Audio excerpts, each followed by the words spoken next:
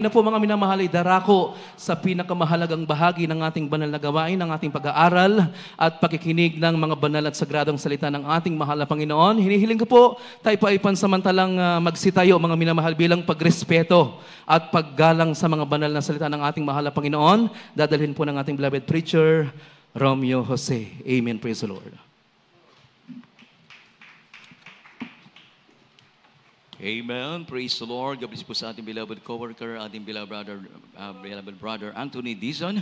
At tayo pong lahat po mga minamahal, manalangin upang tayo po samahan. Naggabayin po tayo ng ating napakabay na Diyos. Opo, dakilang Ama, Diyos na makapangyarihan sa lahat, sa pangalan mo po aming pinakamahal na Panginoon Jesus, kami tao sa puso nagpupuri at nagpapasalamat sa naunang bahagi ng ipong balan mong gawain na lubos ng pinagpalit na ng isan. Higit sa lahat sa pagkilos sa aming kaligitnaan. At narito kaming lahat sa pag-aaral pong balan mong salita. Bago pong lahat, patawarin po kami, sama kami nasa po nagkulang nagkasala sa iyo. Buksan ang pangunawa ng bawat isa naririto na maunawaan po namin yung pumbalan mong kalooban. Gamitin mo lamang yung abang lingkod, maging dalo yung pan-spiritual na pagpapala. Pagpalain mo yung pumbalan mong salita sa oras na ito, sa unat dalangin ng aming paminamahal at iginagala na ipumala pastor. Aming pong sinasaway magawa ng kaaway, pag-alinlangan, I command you cast out in the name of the Jesus. Hallelujah, praise the Lord. Praise the Lord. Amen. Purihin po ang ating pinakamahal na Panginoon Jesus. At kayo na po mga minamahal, makaupo na sa inyong kinaupuan. Ngunit bago pong lahat, aking pong ipinapaabot ang pinakamataas sa pagsamba. Ang pinakamataas sa pagpupuri, paglalwalhati ay para lamang sa ating pinakamahal na Panginoong Jesus. Sa dobling paggalang sa ating beloved evangelist Pastor Willie Estrada Almeida, the entire prophet of our loving God and His beloved children, at patuloy po natin inaalala ang mga mabuting turo at aral iniwan sa atin ng ating beloved na Honorable Assistant Pastor Linus Almeida, maging sa lahat ng ating pumakasamang kapamanggagawan, sa lahat ng mga beloved preachers, beloved elders, ating puminamahal ng mga kapatiran, baguhan, mano, datihan, maging sa lahat ng ating mga webcast viewers na walang sawang umatambay sa gawain na ito ng Jesus Miracle Crusade International Ministry. Magandang gabi na po sa ating lahat. Purihin po ang ating pinakamahal na Panginoon Jesus, at mayroon pa po tayong 30 minutos po mga minamahal para matapos ang ating pananambahan sa gabing ito. Amen. Bigyan po natin ng tema ang ating tatalakayin sa gabing ito, Consequences of Rejecting God. Ang bunga ng pagtanggi sa biyaya ng Diyos. Kaya kung mapanganib ngayon ang takbo ng mundo dahil ang maraming mga tao ay naroon sa paggawa ng kasalanan, mas mapanganib ang Kristiyano na lumayo kay Kristo. Kaya po mga minamahal, ang mga unbeliever, sila po ay abala sa paghanda sa kanilang future. Ngunit sa mga believer of Christ, sila po ay abala sa paghanda sa tinatawag na rapture. Everybody shout praise the Lord. Dahil nasa huling araw na po tayo, ang ibang mga mananampalataya naapektuhan ang kanilang paglilingkod. Kaya sa mga mananampalataya, mayroong nananatili at mayroong hindi nananatili. Kaya sa paglilingkod po mga minamahal, kinakailangan ayawan mo na ang mga bagay dito sa mundo. Huwag mong ayawan ang paglilingkod sa Diyos, sapagkat dito nakasalalay ang kaligtasan ng ating kaluluwa. Unang pagbasa dito sa Juan Kapitulo 15 at ang versikulo po 5 hanggang 7. Ito po ang sinasabi sa aklat ng Juan 15, 5 hanggang 7. Ako ang puno ng ubas, kayo ang mga sanga. Ang nananatili sa akin at ako'y sa kanya, at siyang nagbubunga ng marami, sapagkat kung kayo'y hihiwalay sa akin, ay wala kayong magagawa. Kung ang sino man ay hindi manatili sa akin, ay siyang matatapong katulad ng sanga at matutuyo, at mga titipunin at mga ihahagis sa apoy at mga susunog. Kung kayo'y magsipanatili sa akin, at ang mga salita ko'y magsipanatili sa inyo, ay hingin ninyo ang anumang inyong ibigin at gagawin sa inyo. Amen. Amen. Purihin po ang pagbabasa ng banal na salita ng ating pinakamahal na Panginoon Jesus. Diyos po ang magpala. Ayon po sa ating nabasa po mga minamahal sa talatang ito, manatili, magbunga ng marami. At kapag ang Kristiyano hiwalay kay Kristo, wala silang magagawa. Kaya dito sa talatang ito, inahalimbawa po sa puno. At ang puno ay sumisimbolo sa ating pinakamahal na Panginoon, ang sanga. tayo po mga mina, sumisimbolo tayong mga sanga. Na kapag ang isang Kristiyano ay hindi nanatili sa pagsunod sa kalooban ng Diyos, sila po ay mapapariwara. Ano man ang kanilang gawin, hindi sila magtatagumpay, sapagat ang tagumpay ng tunay na Kristiyano ang nananatili na naglilingkod, sumusunod sa kanyang banal na utos. Everybody shout, praise the Lord. Tingnan po ninyo, sa panahon ni Noah, dahil sa katigasan ng kanilang ulo, ginunaw ng Diyos ginunaw ng Diyos ang mga tao sa pamagitan ng baha. Kaya bakit po mga minamahal? Dahil itinanggi nila ang Diyos sa buhay po nila. Nangaral si Noah, ipinangaral niya, kinakailangan ang tao lumapit at maglingkod sa Diyos. Ngunit hindi sila lumapit. Kaya naligtas lang sa panahon ni Noah ang kanyang buong sambahayan. Sa panahon ni Abraham, bakit ginunaw ng Diyos ang Sodoma at Gomora?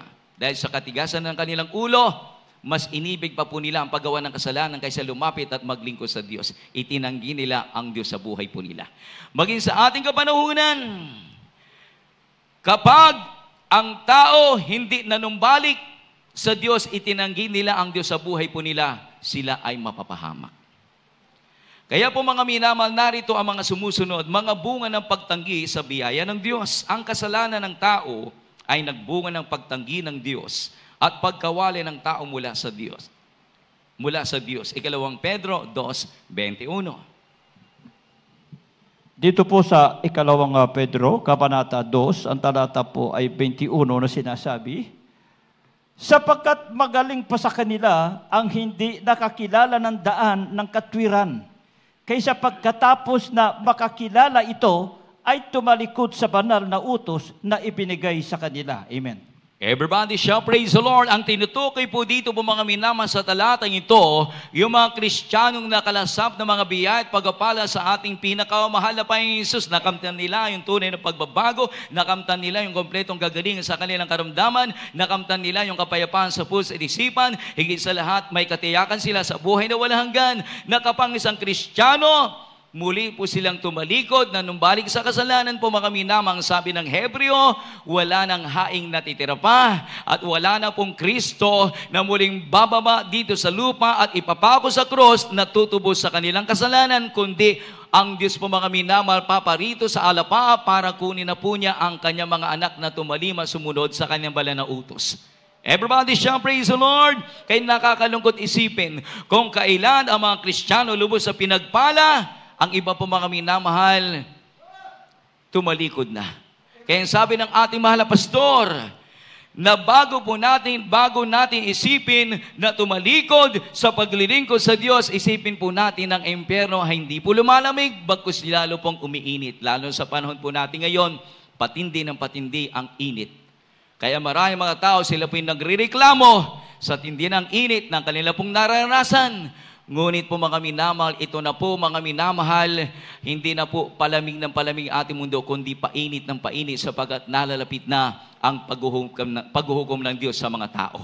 Kaya mapalad po tayo po mga minamahal na tili, namumuhay sa kagustuhan, kalooban ng ating pinakamahal na Panginoon, sapagkat ang sabi po mga minamahal, mayroon po tayong pag-asa sa buhay na walang hanggan. Everybody shall praise the Lord. Kaya po mga minamahal, kaya tingnan po ninyo ang pagmamahal ng ating mahal na pastor sa mga kababayan po natin. Kahit malaki ang bayarin sa TV program, sa radio program, sa mga krusadang inilulunsad, patuloy pong isinasagawa ang pagkukrusada dahil mahalaga ang kaluluwa. Mahalaga ang isang kaluluwa sa paningin ng ating pinakamahal na Panginoon Hesus, na kinakailangan ang tao ay magbalik loob sa Diyos, sumunod, maglingkod sa ating pinakamahal na Panginoon, nang sa ganon, sila po ay mayroong kaligtasan. Kaya patuloy po tayo nagkukrusada sa iba't ibang dako po mga minamahal, Luzon, Visayas at Mindanao, maging sa ibang bansa, na patuloy pong inaalok ng Diyos ang kaligtasan sa mga kababayan po natin. Kaya tingnan po ninyo, nagdaos po tayo ng ating pong anniversary dito sa lugar ng Pampanga. Mga kababayan po natin, nagpaunlak, sila po dumalo sa naturang anniversary sa lugar na ito. Pinagpala po sila. Amen. Ngunit kailangan sa mga kaluluwa na nakakilala, magpatuloy po sila na maglingkod sapagkat ang kaligtasan ipinangako ng ating pinakamamahal na Panginoon sa banal na kasulatan, hindi natatapos yan sa loob ng isang araw, 2 buwan, 10 taon, 20 taon, o marami pang taon, kundi ang paglilingkod sa Diyos. Walang katapusan po yan. Dito sa lupa, paglilingkuran po natin ng Diyos. Pagdating natin sa langit, patuloy po natin paglilingkuran ng Diyos. Everybody shall praise the Lord. Kaya tayong lahat po mga minamahal na nakakilala sa ating pinakamamahal na Panginoon, nananatili po tayo.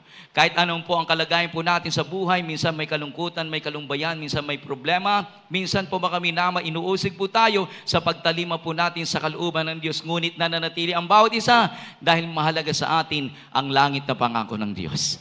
Palagpakan po natin ang ating pinakamamahal na Panginoon Jesus. Kaya darating at darating araw na ang maraming mga tao, sila po'y tatawag sa dakilang pangalan ng ating pinakamamahal na Panginoon Jesus. Hindi na sila pakikinggan. Hindi na sila papansinin ng Diyos. Kaya sabi po sa Kawikaan 1:24 hanggang 26. Dito sa aklat na Kawikaan 1:24 hanggang 26. Sapagkat ako'y tatawag at kayo'y tumanggi. Aking iniunat ang aking kamay at walang makinig. Kundi inyong iniuwi sa wala ang buo kong payo at hindi ninyo inibig ang aking saway. Ako naman ay tatawa sa kaarawan ng inyong kasakunaan. Ako'y manunuya pagka ang inyong takot ay dumarating. Amen. Amen. Everybody shall praise the Lord. Kaya ang ginagawa ng mga mananampalataya na napabilang sa gawain nito, walang tigil ang kanilang paghayo, walang tigil ang kanilang paghikayat sa mga kababayan po natin na kinakailangan tao manumbalik sa paglilingkod sa ating pinakamamahal na manumbalik sa Diyos. Ngunit sinasalita ng kababayan po natin, pari-parehas lamang yan. Tandaan po natin, kaiba ang Jesus Miracle Crusade International Ministry sapagkat dito sa gawain nito, makakamtan mo ang tunay na pagbabago kapag ikaw ay tumalima at sumunod ng lingkod sa ating pinakamamahal na Panginoon Jesus. Nakamtan po ba natin yung tunay pagbabago mula sa ating dakilang Diyos sa buhay? Lahat po magsabing Amen. Nakamtan po natin. Nakamtan po natin ang pagbabago sa ating buhay, kagalingan ng ating mga karamdaman, kalutasan ng ating mga problema, kapayapaan sa puso at isipan. Yan po ang patunay po mga minama na tayo po ay mayroong buhay na walang hanggan. Kaya salamat sa Diyos, mula nang tayo po ay mapabilang sa gawain nito, napakinggan po natin ang salita ng Diyos ipinangaral ng ating mga magulang sa Panginoon. Pinahalagahan po natin, binigyan po natin ng panahon, binigyan po natin ng oras na tayo pinaglilingkod. Ngayon po mga minamahal, nagtatamasa tayo na masaganang pagpapala mula sa ating dakilang Diyos sa buhay. Everybody shall praise the Lord. Ngunit sa mga kababayan po natin, kung ngayon sa oras na ito, masagana ang kanilang buhay, marami silang pag-aari, mga material na bagay, wala silang panahon sa Diyos. Darating ang araw, sila po ay tatawag sa dakilang pangalan ng ating dakilang Diyos sa buhay, hindi na sila papansinin. Darating ang araw na ang maraming mga tao, hahanapin na po nila ang tunay na banal na gawain ng Diyos, hahanapin na po nila ang mga mangangaral salita ng Diyos, wala na. Sapagat naroon na po sila sa kaharian ng ating pinakamamahal na Panginoon Jesus. Kung kaya't ang mata ng pinakamamahal na Panginoon, ang pakinig ng Diyos ay wala na po sa kanila. Kaya darating araw, ang mga tao, itinanggi nila ang paglilingkod sa ating pinakamamahal na Panginoon Jesus, maging kahabag-habag po sila, maging kaawa-awa po sila. Kaya mangyayari po ang kasabihan dito sa sanglibutan na nasa huli ang pagsisisi. Huli na po ang lahat. Kahit anong gawin nilang pagsisisi sa kanilang kasalanan, hindi na po sila mapapakinggan ng ating pinakamamahal na Panginoon, sabagat ang mga mananampalataya, ang mga mangangaral salita ng Diyos, naroon na po sila sa piling po ng ating pinakamamahal na Panginoon Jesus. Everybody shall praise the Lord. Pangalawa po mga minamahal, ang salita ng Diyos, ang pagbabagong ito ay ginawa para suportahan ang pagtanggi sa Diyos. Nasulat, 2 Korinto 5:17, kaya't kung ang sino mga na kay Kristo siya'y bagong nilalang, ang mga dating bagay ay nagsilipas na, narito sila'y pawang, naging mga bago. Pinatunayan lamang ng Diyos na totoo ang ating pinaglilingkuran, na hindi po tayo nagkamali sa paglilingkod po natin sa Diyos sa pamamagitan ng gawain nito, sapagat ang bawat mananampalataya na pabilang sa gawain nito, pinatunayan ng Diyos na siya po ay totoo. mula bata hanggang sa pinakamatanda. Kahit mayroong balakid sa kanilang paglilingkod, kahit mayroong kahirapan, may problema, hindi alintana sa kanilang buhay, ang mahalaga paano nila paglingkuran ang ating pinakamahal na Panginoong Jesus. Everybody shout, praise the Lord! Kaya po mga minamang ating gagawin, dahil tayo po mga minamang saksi po tayo sa makapangyarihang gawa ng Diyos sa buhay po natin lahat, magpapatuloy po tayo hanggang tayo po kunin ng Diyos, dalhin niya sa Kanya pong kaharian. Everybody shout, praise the Lord! Kaya sa mga mananampalataya na pabilang sa gawain nito, mayroong patotoo sapagkat nasulat unang Juan 5:10 hanggang 11. Ang nananampalataya sa anak ng Diyos ay mayroong patotoo.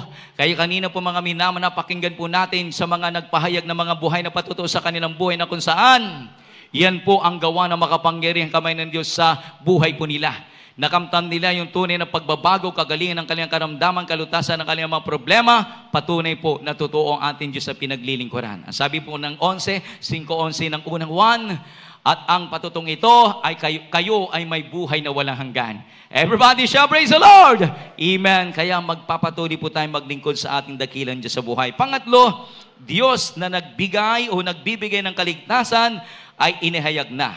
Basahin po natin Tito Kapitulo 2 at ang bersikulo po ay 11 hanggang 14. Ito po ang sinasabi kay Tito, Kabanatang 2, 11, 12, 13, 14. Amen.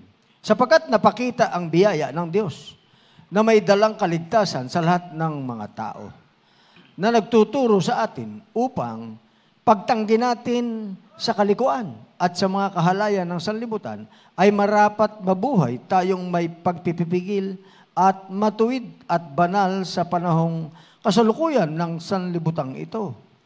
13. Nahintayin niya ang mapalad na pag-asa at pagpapakita ng kaluwalhatian ng ating dakilang Diyos at tagapagligtas na si Hesukristo, na siyang nagbigay ng kanyang sarili dahil sa atin, upang tayo'y matubos niya sa lahat ng mga kasamaan at malinis niya sa kanyang sarili ang bayang masikap sa mabubuting gawa upang maging kaniyang sariling pag-aari. Amen. Amen. Everybody shout, praise the Lord. Inihayag ng Diyos ang kaligtasan sa mga tao. 2,000 nakakaraan, ang ating dakilang Diyos nag-anyong tao.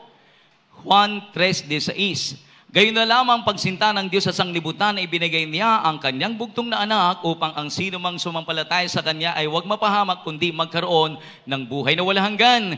Kaysa lahat ng mga sasampalataya lamang sa ating pinakamahal na Panginoon, sila po ay magkakaroon ng kaligtasan. Ngunit sa mga hindi maniniwala, sa mga hindi sasampalataya sa ating dearest Jesus, wala silang pag-asa sa buhay na walang hanggan. Sila po ay mapapahamak. Kaya po mga minama, para makasigurado ang bawat isa ay makamtan nila ang kaligtasan at magmana ng buhay na walang hanggan, dapat tanggihan po natin ang paggawa ng kalikuan, kahalayan ng sanlibutan. Kaya marami pong alok ng kaaway sa mga mananampalataya na muli po tayong hikayatin sa paggawa ng kasalanan, ngunit sadyang ang Diyos po mga minamahal ang pumipigil sa atin na tayo manatili sa pagtalima, magsunod, paglilingkod sa ating dakilang Diyos sa buhay para mapaglabanan po natin ang paggawa ng kasalanan. Everybody shout, praise the Lord! Kaya nung tayo po ay baguhan pa lamang nagpakainin na naglingkod sa ating dakilang Diyos, grabe po ang gawa ng kaaway. Muli po tayong inaanyayahin, inaalok sa paggawa ng kasalanan. Ngunit dahil tayo po, pinahalagahan po natin ang paglilingkod, iniwanan po natin ang makasalanan ng buhay, sumunod po tayo sa ating pinakamahal na Panginoon Jesus. Kahit sa ating paglilingkod sa Diyos, mayroong balakid, mayroong kahirapan sa buhay, hindi alintana ang kahirapan ang mahalaga sa atin. Paano po tayo makasunod sa kalooban ng Diyos? Everybody shout, praise the Lord! Katulad po ni Apostol Pablo, nung siya po mga minamahal ay hindi pa mananampalataya sa ulo ang kanyang pangalan. Siya po mga minamahal ay promotor sa paggawa ng kasalanan. Pinapahirapan niya yung mga naglilingkod sa ating dakilang Diyos sa buhay. Inuutosan niya, nag-uutos po siya sa mga tao na pahirapan ang mga Kristiyano naglilingkod sa ating dakilang Diyos sa buhay. Subalit dumating ang unang panahon na si Saulo tawagin ng ating dakilang Diyos sa buhay. Walang kanyang ibang ginawa kundi tumalima sa ipinag-uutos ng ating dakilang Diyos. Tinalikuran niya ang paggawa ng kasalanan, at nung siya po ay tumalima na sa banal na kalooban ng ating ating pinakamahal na Panginoon, ang kanya po naging pangalan, naging ministro ng Diyos, Apostol Pablo. Everybody shout, praise the Lord! Sa paglakad niya sa kalooban ng Diyos, kahit nanganib ang kanyang buhay, sa pagsunod sa kalooban ng Diyos, nanatili po siya sa presensya ng ating pinakamahal na Panginoon. Everybody shout, praise the Lord! Kaya si Apostol Pablo, dumating ang kamatayan sa buhay po niya. Namatay man sa physical na katawan, siya po ay naligtas ang kanyang kaluluwa, napunta sa piling po ng ating pinakamahal na Panginoon Jesus. Kaya siya po ang nangaral na mabuhay, mamatay kay Kristo ay pakinabang. Kaya lahat po mga minama na ating ginagawang paglilingkod sa Diyos, pakikinabangan po natin yan dito sa lupa, maging doon sa kalangitan. Everybody shout, praise the Lord. Bakit? Kapag ikaw ay mainit, masigasin na naglilingkod sa ating pinakamahal na Panginoon, hindi alintana sa iyong pagsubok sa buhay, hindi alintana sa iyong mga problema, makahirapan, masaya kang naglilingkod sa Diyos, lubos kang pagpapalain ng ating pinakamahal na Panginoon. Eh yung iba, may konting problema, ini-entertain yung problema. Kaya imbis na sila po ay masigasig na maglingkod, alinlangan sila sa pagsunod sa kalooban ng Diyos. Ngunit salamat ang bawat isa sa atin, mula tayo maglingkod sa Diyos tumalima, masayang-masaya po tayo sa pagsunod sa kalooban ng ating pinakamahal pa. Iniwanan po natin ang buhay makasalanan. Tayong lahat ay pinagpalang lubos, mapayapang buhay. Masayang pamilya, masayang naglilingkod sa ating dakilang Diyos sa buhay. Everybody shout, praise the Lord! Pang-apat, pagtanggi sa masama, ito ay magpapatunay na hindi itinanggi ang Diyos sa buhay natin. Katulad po ni Apostol Pablo at maging si Apostol Pedro po mga minamahal. Si Apostol Pedro, namuhay po siya ayon sa kalooban ng Diyos. Unang Pedro, 4:2 hanggang 3. Dito po sa unang Pedro, Kabanata 4, ang mga talata po ay 2 at 3. Dito po tayo sa 2. Upang huwag na kayong mga buhay sa laman sa inyong nalalabing panahon sa mga masasamang pita ng mga tao, kundi sa kalooban ng Diyos. Sapagkat sukat na ang nakaraang panahon upang gawin ang hangad ng mga hentil at lumakat sa kalibugan sa mga masamang pita, sa mga paglalasing, sa mga kalayawan, sa mga kayamuan at sa kasuklam-suklam na pagsamba sa mga Diyos-Diyosan. Amen. Amen. Everybody shout, praise the Lord. Sa ating damasa pong mga minama, ito po ay kapansin-pansin na maraming tao ang gumagawa nito. Hikayatin mo sila na lumapit ang maglingkod sa Diyos, itinatanggal nila ang paglilingkod sa Diyos. Mas inibig po nila yung paggawa ng kasalanan. Kaya ang tao, namamatay po mga minamahal sa mali nilang akala. Nakala nila pari-paris ang tao mapunta sa langit, hindi pala. Ngunit tayong lahat po mga minamahal, maliwanag pa sa sigat ng araw, inibig po natin ang pagsunod sa kalooban ng Diyos. Dahil sa ating pagsunod sa kalooban ng Diyos, magtatamo tayo ng kaligtasan, magmana ng buhay na walang hanggan. Katulad nito, kahit mainit ang panahon, mainit po ang ating pananampalataya paglilingkod sa Diyos. Hindi na pabawasan. Amen. Everybody shout, praise the Lord. Kahit mainit ang panahon, na po mga minamahal, na nanatili po tayo pagsunod sa kalooban ng Diyos. Kaya walang ibang ating gagawin, kundi patuloy po natin talimahin, sundin ang banal na utos ng ating pinakamahal na Panginoon, ang kalooban ng ating pinakamahal na Panginoon. Sapagkat darating araw po mga minamahal, pakikinabangan po natin ito. Kaya sabi ng mga mangangaral, sabi ng mga nangangaral ng salita ng Diyos, kapag ikaw ay matapat na sumusunod sa katuwiran ng kalooban ng Diyos, habulin ka ng pagpapala. Kapag ikaw ay matapat sa sumusunod sa katuwiran ng kalooban ng Diyos, mag-overtake sa iyo ang pagpapala. Lahat ng gustong pagpalain ng Diyos, magsabing, praise the Lord! Manatili po tayo sa pagsunod sa kalooban ng Diyos. Amen. Dito na po tayo po mga minang sa huling talata. Hebreo Kapitulo 10 at ang versikulo po ay 22. Dito sa aklat ng Hebreo, Kapitulo 10, versikulo 22. Tayo magsilapit na may tapat na puso sa lubos na pananampalataya, na ang ating mga puso na winisikan mula sa isang masamang budhi at mahugasan ang ating katawan ng dalisay na tubig. Amen. Amen. Purihin po ang ating pinakamahal na Panginoon Jesus. Na kapag ang mga mananampalataya nagsisipaglingkod sa ating pinakamahal na Panginoon Jesus, lagi po tayong lumalapit sa presensya ng ating pinakamahal na Panginoon Jesus, nagiging banal po tayo. Kapag tayo po yung lagi lumalapit sa presensya ng ating pinakamahal na Panginoon, nagiging matuwid po tayo, nagiging kaaya-aya po tayo. Tandaan po natin, wala pang banal sa bawat isa sa atin. Nagiging banal pa lang. Kaya ang ating pong ginagawa sa patuloy po natin paglilingkod, sinisikap po natin maramdaman ang banal na presensya ng ating pinakamahal na Panginoon sa mga bagay nito. Kapag naramdaman mo ang presensya ng ating dakilang Diyos sa buhay, nagiging ganap ka, nagiging matuwid ka, nagiging banal ka sa harapan ng ating dakilang Diyos. Everybody shall praise the Lord!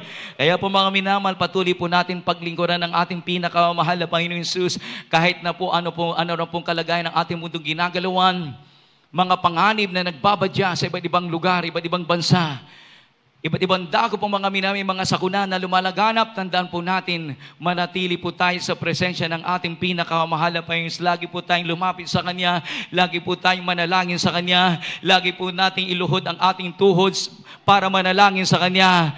Ano man po mangyari sa ating mundong ginagalawan, tiyak ang ating makaligtasan, tayo po ay magmamana ng Kanyang kaharian, buhay na walang hanggan. Everybody shall praise the Lord! Tayo pong lahat ay tumayo, papurihan po natin ang ating mabait na Diyos sa pamagitan ng awitin ito, Kadakilaan Mo. Amen. Praise the Lord.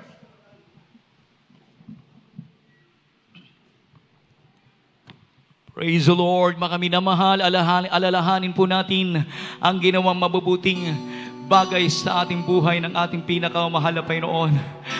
Hallelujah. Praise the Lord.